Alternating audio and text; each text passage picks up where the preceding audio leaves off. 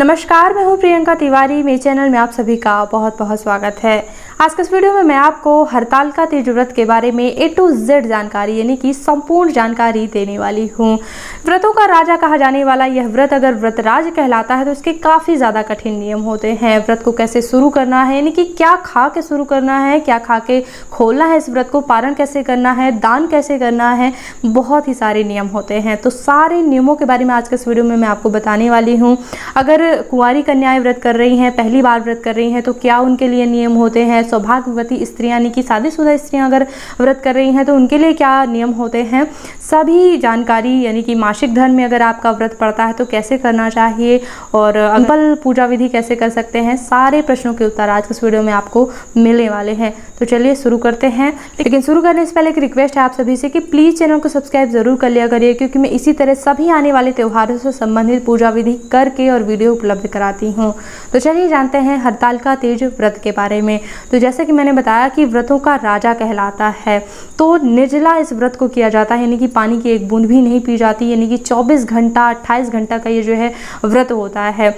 एक दिन पहले से ही शुरू हो जाता है। जैसे कि अगर मान लीजिए कि 9 तारीख को कभी व्रत पड़ता है तो 8 तारीख को 12 बजे रात से ही जो है यह व्रत शुरू हो जाता है। ठीक है, तो जब हम 8 तारीख को यानी कि एक दिन पहले रात्रि में भोजन इत्यादि कर लेते हैं, जो भी आपको भोजन करना है, वैसे हल्का भोजन करना चाहिए। कई महिलाएं जो है, अलग अलग क्षेत्रों की बात होती है, तो कई महिलाएं क्या है जो है बिल्कुल पूड़ी सब्जी वगैरह बनाती हैं, क्योंकि अगले दिन जो है निर्जला व्रत करना होता है पूरा दिन, तो बहुत सारे व्यंजन बनाती हैं पहले दिन भी और फिर खाती हैं। लेकिन यहाँ पे मैं बताना चाहूँगी कि हल्का भोजन अगर आप करेंगे तो डकारें नहीं आएंगी और आपका अगला दिन भी जो है अच्छी तरह से चल जाएगा। यहाँ पर मैं कुछ आपको एनर्जी बढ़ाने के लिए भी चीज़ें बता देती हूँ। अगर आप एक दिन व्रत के पहले जो है पनीर खाते हैं कुछ, या फिर ड्राई फ्रूट्स कुछ ले लेते हैं, तो अगले दिन जो है आपके एनर्जी बनी रहेगी। तो पनीर जो है एनर्जी का स्रोत होता है, तो आप खा सकते हैं। इसके अलावा लेकिन रोटी वगैरह ही खाना चाहिए, क्योंकि जिससे पेट हल्का रहे और डकारे न आए, मतलब कि अपच ना हो। ठीक है, तो जब भी आप भोजन कर लेते हैं, पूरा भोजन हो जाने के बाद, हाथ वगैरह धुलने के बाद जो है आपको एक खीरे का टुकड़ा खाना होता है। खीरा खाकर ही इस व्रत को शुरू किया जाता है और खीरा खाकर ही इस व्रत को खोला भी जाता है। खीरा खाने का यहाँ पर वैज्ञानिक रीज़न भी है और परंपरा भी चली आ रही है कि खीरा खाकर ही इस व्रत को शुरू किया जाता है। वैज्ञानिक रीज़न ये है कि जब भी हम भोजन के अंत में जो है खीरा खा लेते हैं तो खाने की डकार नहीं आती है, बल्कि खीरे की डकार आती है। तो भोजन और खीरा खाने के बाद दातून भी करना होता है। तो दातून अगर आप टूथपेस्ट वगैरह से करना चाहते हैं तो कोई बात नहीं, आप उससे भी कर सकते हैं, ताकि जो है दांतों की अच्छी तरह से सफाई हो जाए। लेकिन हाँ, एक परंपरा जो चली आ रही है, जो नियम बनाया गया है कि राय पान और कंजी की लकड़ी से जो है दातून किया जाता है। देसी भाषा में जो है मुखारी करना बोलते हैं। तो जो है मुख शुद्धि जो है रायपान या फिर कंजी की लकड़ी से किया जाता है। तो आप रायपान या कंजी की जो है आप खरीद लीजिए और इसके बाद जो है आपको दातून करके फिर जो है आपको सोना होता है। अगर आपको दातून नहीं मिल पाती है या फिर एक ही मिल पाती तो आप उसके कई टुकड़े कर सकते हैं। अगर रायपान या कंजी की ही नहीं मिल पाती तो आप किसी की भी दातून ले लीजिए, जैसे कि नीम वगैरह की नहीं मिल पाती, ये आपातकालीन स्थिति की बात बता रही हूँ, और ये भी नहीं मिल पाती नीम वगैरह भी, तो आप केवल ब्रश भी कर सकते हैं। लेकिन मुख आपका शुद्ध ही होना चाहिए। ये तो हो गई रात की बात। अब हम अगले व्रत के दिन की बात करते हैं। तो सुबह हमें जितना जल्दी हो सके उतना जल्दी उठना चाहिए और आप सिर धोकर स्नान कर सकते हैं। वैसे हमारे यहाँ की परंपरा है कि जो है सिर पहले ही धो लिया जाता है, एक दिन पहले, उस दिन नहीं धोया जाता है। तो जैसे आपके यहाँ होता हुआ आप ऐसा कर सकते हैं। तो स्वच्छ होकर स्नान ध्यान से निवृत्त हो जाने के बाद रोज की तरह सामान्य पूजा करनी है, भगवान भोलेनाथ की पूजा करनी है पंचोपचार से या फिर जिस प्रकार से भी आप करते हैं, और सामान्य पूजा के साथ जो है आपको व्रत का संकल्प लेना है। व्रत की मुख्य पूजा रात में होती है। तो संकल्प में आपको हाथ में चावल फूल कुशा लेकर और थोड़ा सा जल डालकर जो है संकल्प बोलना है, या फिर आप चावल फूल और जल भी डाल सकते हैं और संकल्प ले सकते हैं। संकल्प में आपको बोलना चाहिए कि मैं, अपना नाम बोल लीजिए। देखिए, संकल्प का बहुत ही कठिन मंत्र होता है, तो अगर आप उतना बोलेंगे, संवत्सर बोलेंगे, तिथि, ये सब बोलेंगे तो आप भ्रमित हो जाएंगे और कुछ चीज़ें भूल भी जाती हैं। तो भूल से की संभावना से अच्छा है कि साधारण अपनी भाषा में बोला जाए, और भगवान हमारी भाषा समझते हैं, ऐसा कुछ नहीं है, भक्ति भाव समझते हैं। तो जो है चावल फूल लेकर आपको बोलना है, मैं, अपना नाम बोल लीजिए। अपने पति की लंबी आयु की कामना से, या फिर अगर कुंवारी स्त्रियां रह रही हैं तो मैं मनचाहे वर की प्राप्ति के लिए जो भी आपको जिस प्रकार का वर चाहिए आप उस प्रकार भी अपनी इच्छा बोल सकती हैं, कोई दिक्कत नहीं है, मन में तो बोलना है। तो मनचाहे वर की प्राप्ति के लिए, अपने पति की लंबी आयु के लिए, उनके सुख समृद्धि के लिए जो है हरतालिका तीज का व्रत करने का संकल्प लेती हूँ। व्रत के साथ पूजन करने का भी संकल्प लेती हूँ। इस प्रकार से ज़रूर बोलिएगा और चावल फूल जो है आप भगवान के पास छोड़ दीजिएगा और संकल्प ज़रूर लेना है। संकल्प के बाद जो है अब पूरे दिन आपको जो है व्रत करना है। आप चाहें तो तरह तरह के व्यंजन बनाएं, क्योंकि इस व्रत में जो है तरह तरह के व्यंजन चढ़ाए जाते हैं, काफ़ी सारे व्यंजन चढ़ाए जाते हैं, जो भी गुजिया वगैरह बोलते हैं, तो आप व्यंजन बना सकती हैं।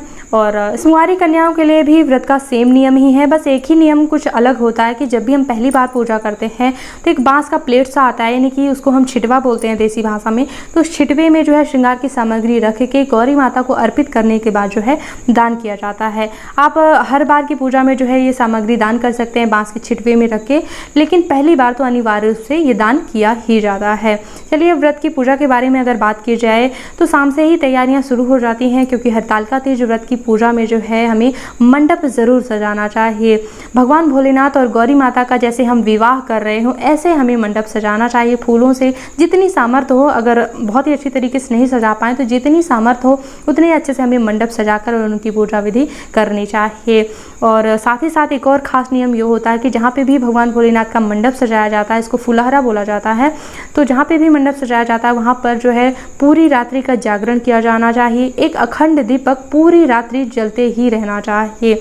इसीलिए ज़्यादातर क्या होता है कि महिलाएं जो है एक घर में एकत्र होती हैं और सभी जो है महिलाएं एकत्र होकर और भगवान भोलेनाथ का मंडप सजाकर उनकी पूजा विधि करती हैं, क्योंकि जब सभी लोग रहती हैं तो रात्रि का जागरण आसान हो जाता है। साथ ही साथ जैसे कि भजन कीर्तन करना चाहिए पूरी रात्रि में, तो ये चीज़ें भी आसान हो जाती हैं। तो अगर आप अकेले पूजा करना चाहते हैं, क्योंकि कई बार परिस्थितियाँ कई तरह की होती हैं, अब जैसे कि लॉकडाउन भी हो सकता है, पिछली बार तो हो ही गया था तो नहीं जा सकते हैं लोग, तो मैंने जो है प्रतिमा में भी पूजा विधि करके दिखाई हुई है। अगर आप अकेले पूजा विधि करना चाहते हैं तो मैंने सिंपल पूजा विधि भी बताई हुई है, तो वो पूजा विधि भी आप देख सकते हैं। और शिवलिंग में करना चाहें तो वो भी मैंने अलग से वीडियो दिया हुआ है, तो उस तरह से भी आप पूजा विधि कर सकते हैं। लेकिन हाँ, दीपक आपका अखंड रूप से जलता ही रहना चाहिए। अगर आप पूरी रात्रि जैसे भजन वगैरह नहीं कर सकते हैं तो कम से कम आप जाग तो सकती ही हैं, साथ ही साथ जो है दीपक आप ध्यान ज़रूर रखिएगा। तो इस तरह से आप अकेले भी पूजा कर सकते हैं, कोई दिक्कत नहीं है, लेकिन दीपक जलता रहे। अब यहाँ पर जो है हरतालिका तीज के व्रत में 3 प्रहर की पूजा करी ही जाती है, बहुत ही अनिवार्य रूप से हम लोग करते ही हैं। कई क्षेत्रों में क्या होता है मुझे इस बात की जानकारी नहीं है, लेकिन हमारे क्षेत्र में जो है 3 प्रहरों की पूजा बहुत ही ज़्यादा आवश्यक होती है।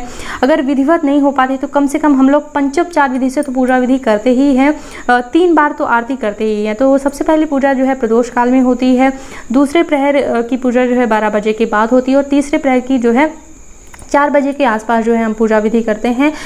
तो जब जैसे कि स्नान वगैरह करने के बाद भगवान की पूजा करके और उसके बाद व्रत खोलते हैं, तो आपको भी करना चाहिए इस प्रकार से। और नहीं कर पाते हैं तो कम से कम पंचोपचार विधि से जो है आप 12 बजे के बाद एक बार कर लें और एक बार जब आप व्रत खोलें इसके बाद कर लें। तो इस तरह से पूजा करें। और पूजा करने के बाद जैसा कि व्रत खोलने का नियम ये है कि 4 बजे के बाद और सूर्य उदय होने के पहले, यानी कि सूर्योदय ना हो पाए। जो कौवा होता है, कौवा सुबह सुबह कौवा बोलता है, तो कौवा बोलने से पहले ही जो है हमारे व्रत का पारण हो जाना चाहिए। ऐसी मान्यता है लोगों में कि कौवा अगर बोलने से पहले हम पारण नहीं कर पाते हैं तो हमारे व्रत का फल जो है कौवा ले जाता है। तो इसलिए कौवा बोलने से पहले जो है आपको व्रत का पारण कर लेना चाहिए। तो 3 प्रहर की पूजा पहले ही कर ली जाती है और चौथी बार यानी कि चौथे प्रहर की पूजा पारण करने से पहले पारण करने के लिए की जाती है। तो इसके लिए क्या होता है कि एक महिला जहाँ पर भगवान विराजित होते हैं वहीं पे बैठी रहती है, क्योंकि अखंड दीपक जलता रहता है, और बाकी सारी महिलाएं बारी बारी से स्नान करने जाती हैं, भोजन वगैरह बनाती हैं, सारी तैयारियां कर लेती हैं और फिर सभी महिलाएं एकत्रित हो करके भगवान भोलेनाथ की पूजा करती हैं, भोग प्रसाद चढ़ाती हैं और इसके बाद जो है पारण किया जाता है। तो कुल मिलाकर 4 बार जो है पूजा की जाती है। तो पारण से पहले आपको पूजा करना है, सुहाग लेना है, सबसे इम्पोर्टेंट बात सुहाग लेना है। और जब भी आप सुहाग ले लें, पूजा कर लें और फिर व्रत खोलें, खीरा का एक टुकड़ा जो है आपको खा के व्रत खोलना होता है। और इसके बाद जो है आप पानी वगैरह पी सकते हैं। कई बार लोग जो है 12 बजे के बाद भी व्रत खोल लेते हैं। तो अगर आपको भी कोई ऐसी परेशानियां, जैसे कि कई बार महिलाएं प्रेग्नेंट होती हैं, बीमार पड़ जाती हैं, गैस उल्टी वगैरह से बहुत ज़्यादा परेशान हो जाती हैं, यानी कि मेरी खुद की मम्मी जो है बहुत ही ज़्यादा उल्टियाँ उन्हें आती हैं, तो बहुत ज़्यादा परेशान हो जाती हैं, वो अक्सर ही बीमार हो जाया करती हैं, लेकिन फिर भी वो किसी तरह से व्रत का निर्वाह करती हैं। लेकिन मैं आप सभी से कहना चाहूँगी, अगर आपको ऐसी कोई परेशानी है तो आप प्लीज़ 12 बजे के बाद व्रत खोल सकती हैं। और सबसे पहले आप भगवान की आरती वगैरह कर लीजिए, सुहाग ले लीजिए, इसके बाद खीरे के एक टुकड़े खा के जो है आप व्रत खोल सकती हैं। और जो है फिर आप फ्रूट वगैरह ले सकती हैं, दूध पी सकती हैं, चाय वगैरह पी सकती हैं। और फिर जब सूर्योदय हो जाए, जब जैसे कि फल वगैरह हम खा लेते हैं तो थोड़ा एनर्जी आ जाती है, तो आप भोजन बनाने के बाद जो है आप भोजन से पारण कर सकती हैं। लेकिन जब आप पारण करते हैं तो पारण के पहले कुछ खास और नियम होते हैं, उसको मैं विस्तार से समझाना चाहूँगी यहाँ पर।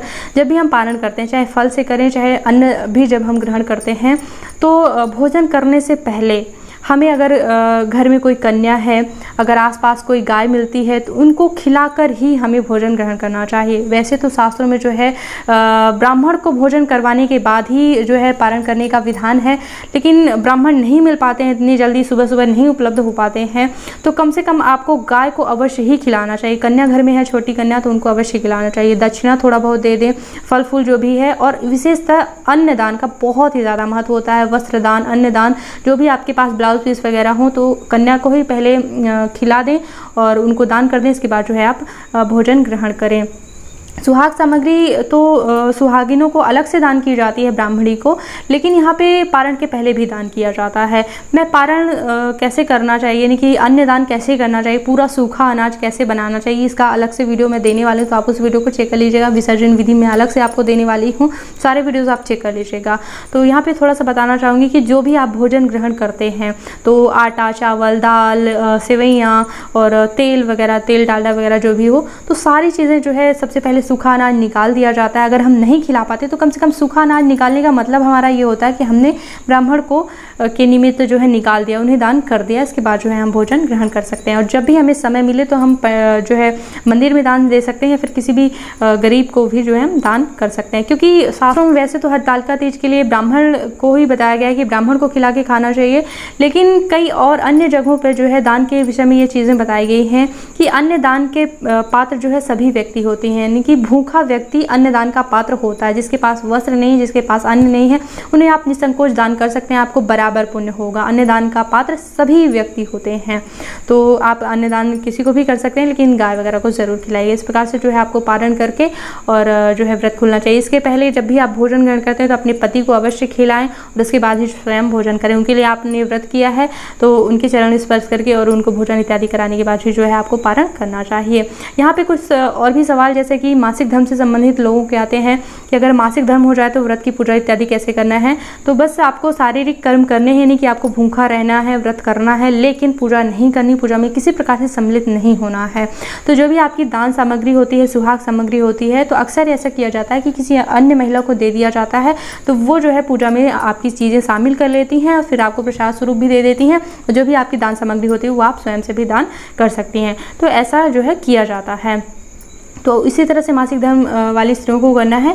लेकिन हाँ, मासिक धर्म अगर पहला पड़ रहा है व्रत, तो मासिक धर्म में कोई भी व्रत शुरू नहीं करना चाहिए। तो अगर पहला पड़े तो आप मत शुरू कीजिए, और अगर बीच में पड़ता है तो फिर आप शारीरिक कर्म यानी कि भूखे रहिए और बाकी पूजा पाठ जो है आप किसी और अन्य से करवाइए। इसके अलावा आप सभी के सुहाग सामग्री दान करने के संबंध में बहुत सारे सवाल आते हैं कि सुहाग सामग्री किसे दान करनी चाहिए। तो यहाँ पर मैं बताना चाहूँगी, जब भी हम ब्राह्मण को सूखा अनाज दान करने जाते हैं तो उन्हें ही पूरी सुहाग की सामग्री भी दान कर देनी चाहिए। तो उनके घर में जो उनकी पत्नी होती है, ब्राह्मणी होती है, उनके उपयोग में जो है सुहाग की सामग्री आ जाती है। लेकिन अगर आप ब्राह्मण को दान नहीं करना चाहती हैं तो आपके आसपास जो भी सुहागन महिलाएं हों, देखिए सुहागन महिलाओं को ही जो है हरतालिका तीज की जो है सुहाग सामग्री दान की जाती है। बिना सुहाग वाली महिलाओं को दान मत कीजिएगा।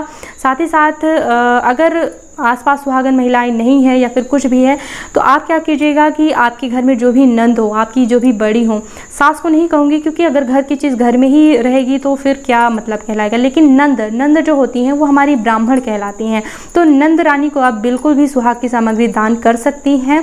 और अगर नंद भी जैसे कि नहीं आ पाती, कुछ भी है, तो फिर आप अपनी बड़ी माँ को, मतलब जो भी आपसे बड़ी सुहागन हो, आप उनको दान कर सकती हैं निसंकोच। या फिर जो भी आसपास आपको सुहागन लगे आप उनको दान कर सकती हैं। और अगर जैसे कि नंद नहीं आ रही हैं घर, तो आप उन सामग्री को रखे रहिए, जब भी आपकी नंद आए घर में तब आप उनको दान करके और उनका चरण स्पर्श करके उनका आशीर्वाद ले सकते हैं।